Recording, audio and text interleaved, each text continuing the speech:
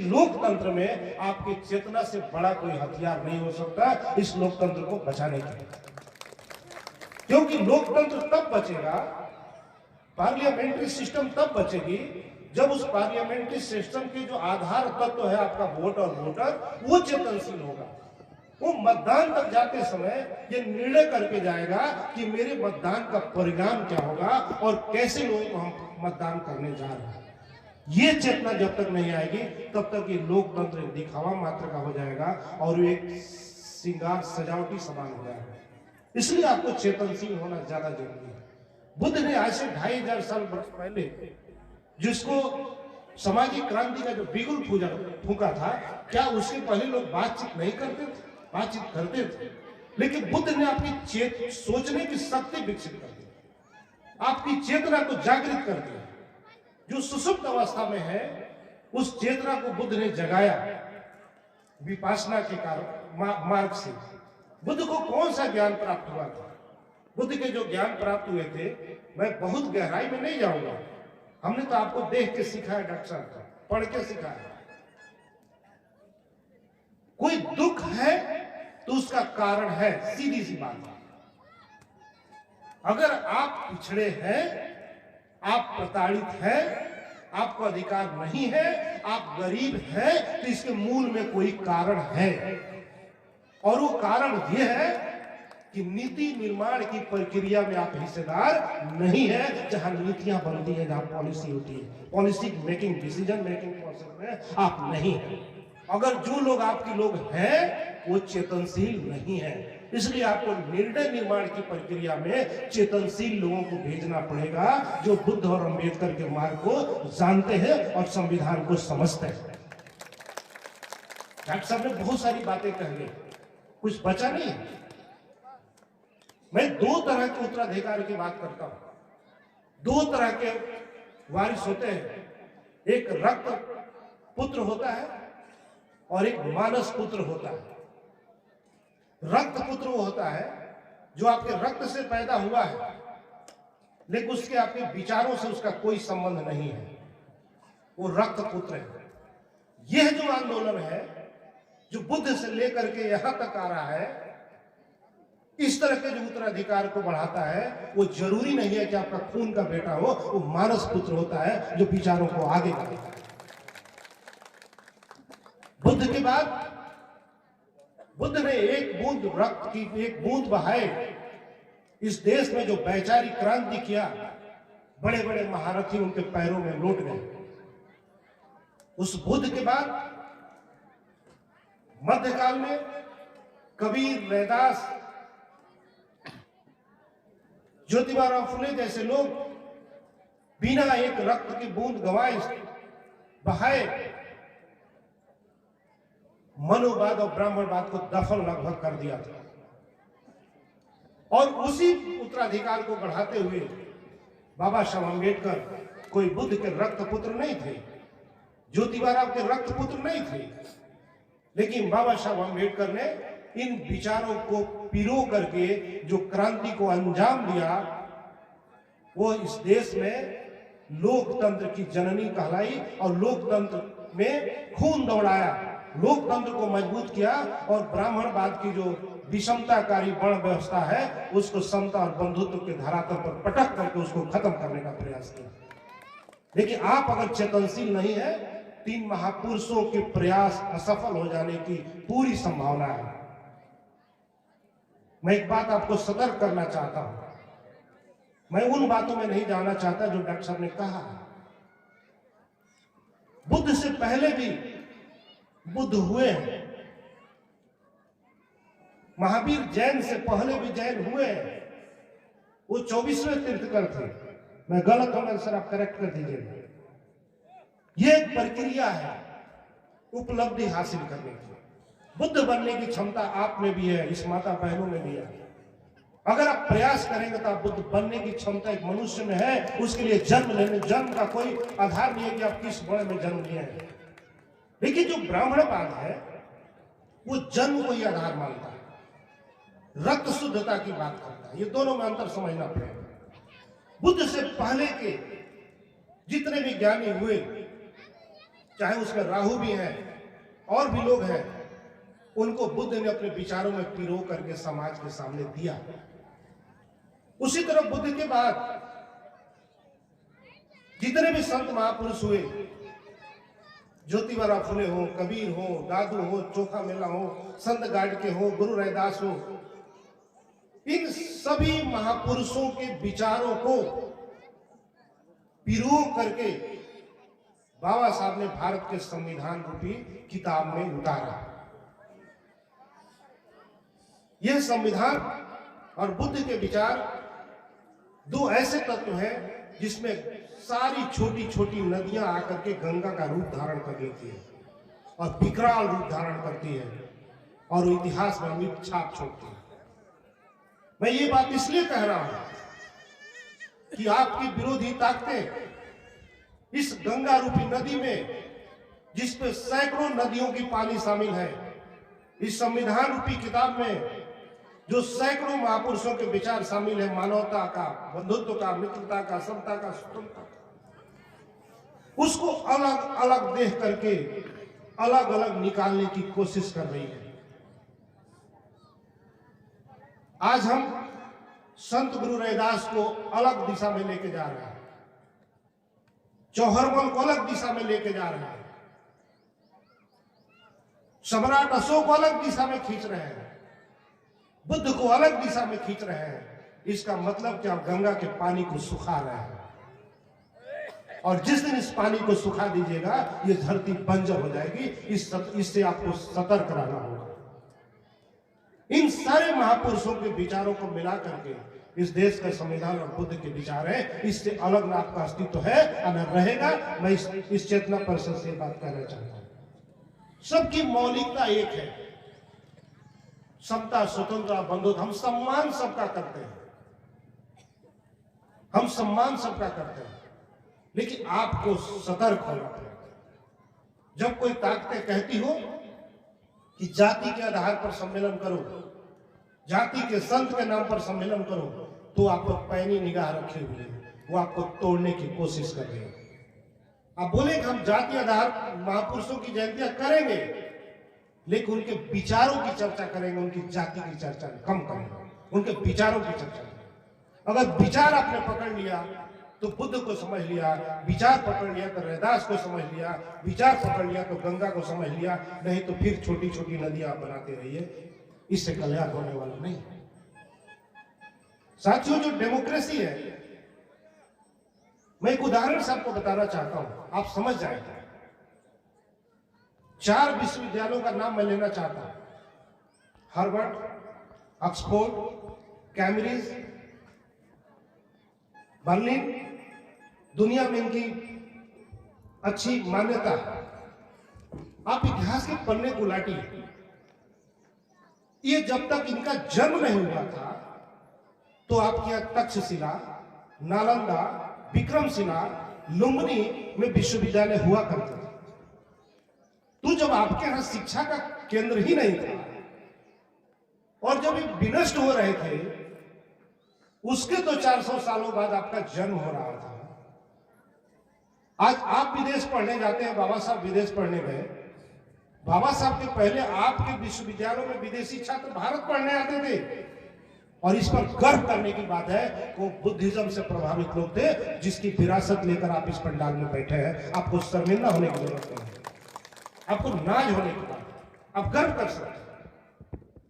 इसका मतलब कि डॉक्टर साहब ने जिस डेमोक्रेसी की बात की, उस डेमोक्रेसी की पढ़ाई, उस डेमोक्रेटिक वैल्यू की पढ़ाई तक्षशिला और विक्रमशिला में भारत की धरती पर, खासकर बिहार और झारखंड की धरती पर हो रहा था, बंगाल की धरती पर हो रहा था।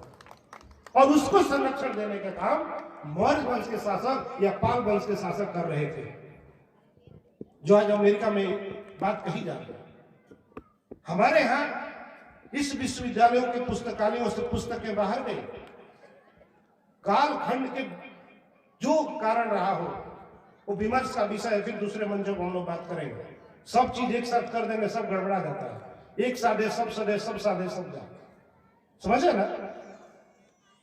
यानी कि वो डेमोक्रेसी की वैल्यू भारत से विदेश में न गई, ना कि विदेशों से भारत आई। बाबा साहब ने उसे घर वापसी किया है अपने घर वापसी किया। इसलिए जब भी आपके बीच में कोई आके कहता है कि संविधान सही नहीं है, उससे कहो कि तुम्हारा नियत सही नहीं है।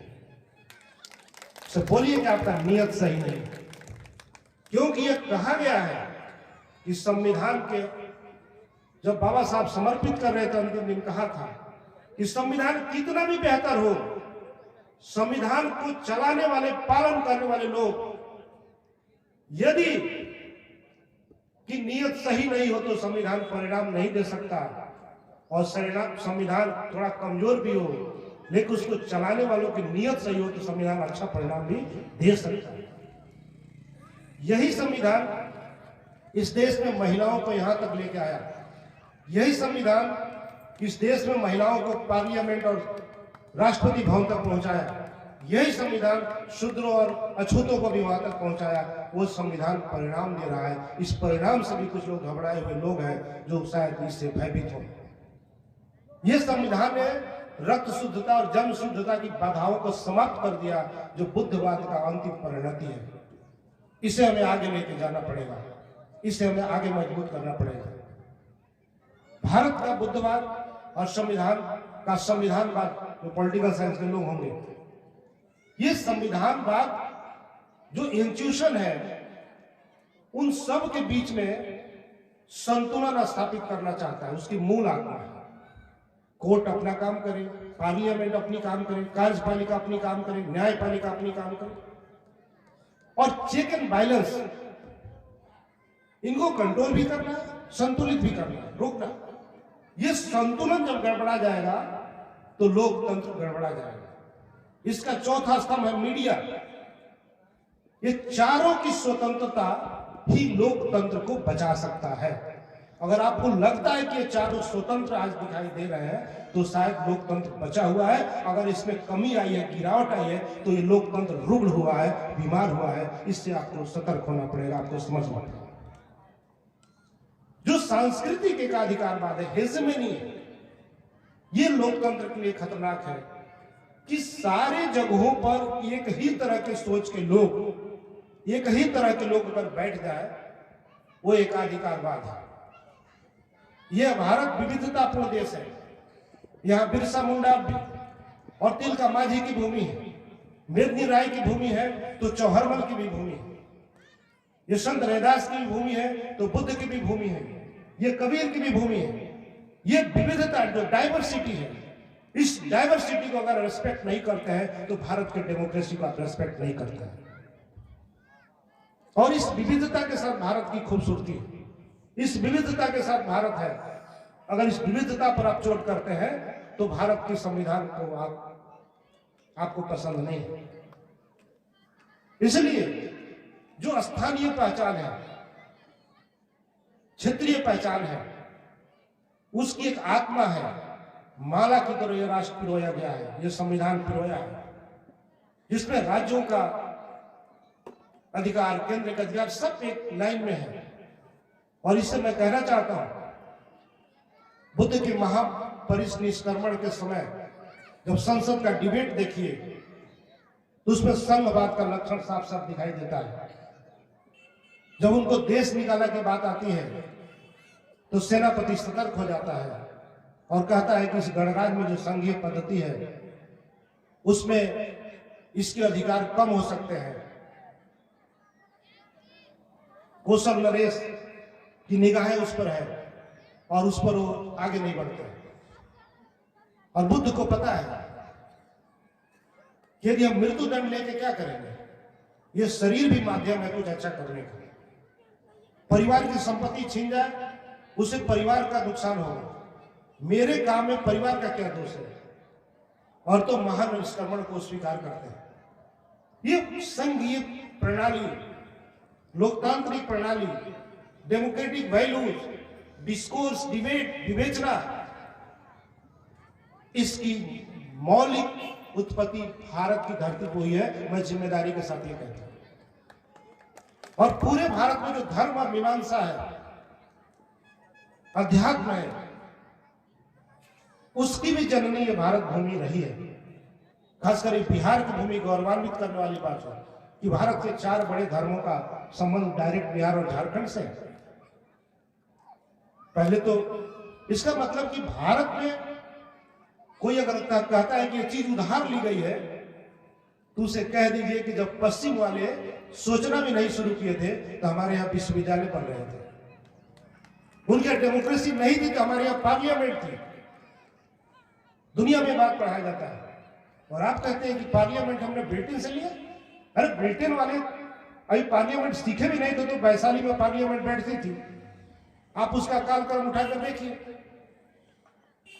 तो मेरा यही कहने का मकसद है कि इस देश में जब तक चिंतन के क्षेत्र में, मीडिया के क्षेत्र में, अर्थ के क्षेत्र में, राजनीति के क्षेत्र में समानुपाती प्रतिनिधित्व नहीं हो जाता, तब तक ये लोकतंत्र अधूरा है। और ये सपना तभी पूरा होगा वो उसका माध्यम केवल भारत का संविधान है। ये भारत का संविधान ही है जो महिलाओं की इनकी बराबरी का हक दे सकता है। और बराबरी का हक देने के लिए पश्चिम का इतिहास पढ़िए। 18वीं शताब्दी 19वीं शताब्दी के आते आते बहुत सारे देश में महिलाओं को वोट देने का अधिकार नहीं था।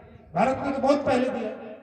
और इस राइट को देखिए तो बुद्ध के संघ में तो महिलाओं के लिए स्पेशल जगह भी थी, और बुद्ध के संघ में अगर महिलाओं की जगह थी तो संघ में जो डेमोक्रेसी था उसमें महिलाएं भाग ले रही होगी। इसको अलग करके नहीं देखा जा सकता। तो भारत की महिलाओं के लिए अगर देखा जाए तो उनके अधिकारों की पैरवी भारत के बौद्ध संस्कृति में है। अन्य जगहों भी दिखाई देता है, मैं ये नहीं कहूंगा कहीं पर और नहीं हो, लेकिन सैद्धांतिक रूप में तो नहीं है, प्रतीकात्मक रूप से हो सकता है। जैसे आज पार्लियामेंट में आपके प्रतिनिधि जो है, मैं ये मानता हूं प्रतीकात्मक रह गए। वो पार्टी पद्धति में इतने दब गए हैं, जकड़ लिए गए हैं कि उससे आजाद होकर के बाबा साहब अम्बेडकर के सपनों पर बोलना मुनासिब नहीं समझते। तो लोकतंत्र में जो ठहराव, जो डेमोक्रेसी में जो ठहराव है, वो एक चीज से दूर हो सकता है, आपकी चेतना से, आपकी राजनीतिक चेतना से। और ये राजनीतिक चेतना तब आएगी, चेतना जब सामाजिक न्याय की स्थापना हो, आर्थिक न्याय की स्थापना हो। कम संख्या वाला आदमी भी पैसे के बल पर इस बहुसंख्यक बल के चेतना को प्रभावित कर लेता है। ये खतरनाक चीज है। जब तक आपकी आर्थिक सशक्तिकरण नहीं होता, जब तक आपका सामाजिक सशक्तिकरण नहीं होता, तब तक राजनीतिक सशक्तिकरण आपका नहीं हो सकता। और यह सामाजिक सशक्तिकरण तब होगा जब कम से कम जातियों के भेद से आप ऊपर उठ जाएंगे। और खास करके शेड्यूल कास्ट, अति पिछड़ा वर्ग, इस जातियों की मोहमाया से अगर ऊपर उठ जाता है तो शायद ये राजनीतिक चेतना को पूर्ण कर पाएगा, राजनीतिक न्याय को पूरा कर पाएगा। केवल वोट ऑफ राइट्स और वैल्यू की बात डॉक्टर साहब कह रहे थे, उस पक्षों को भी उन्होंने सुना, लेकिन राजनीतिक जो चेतना है समाज बिखर कैसे रही है, जातीय संगठनों के कारण। साथियों, नेशनल जनमंच को सब्सक्राइब करें, साथ ही बेल आइकन की घंटी को बजाएं।